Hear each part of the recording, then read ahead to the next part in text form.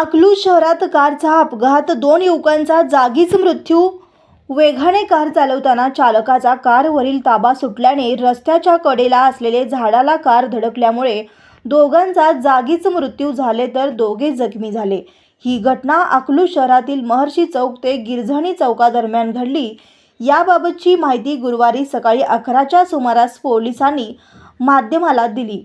शुभम बाळू चव्हाण वय वर्ष 23, यश नवनाथ शिंदे वय वर्ष 20 दोघे राहता वेळापूर, राहुल बापूसाहेब कोळेकर वय वर्ष 24 राहता उघडेवाडी, तर समाधान बुवा सरथापे वय वर्ष 23 राहता कुड्डूस तालुका माळशिरस हे चौघे मित्र बुधवारी मध्यरात्री 4 चाकी गाडीत महर्षी चौकातून जयसिंग चौकाकडे वेगाने निघाले होते।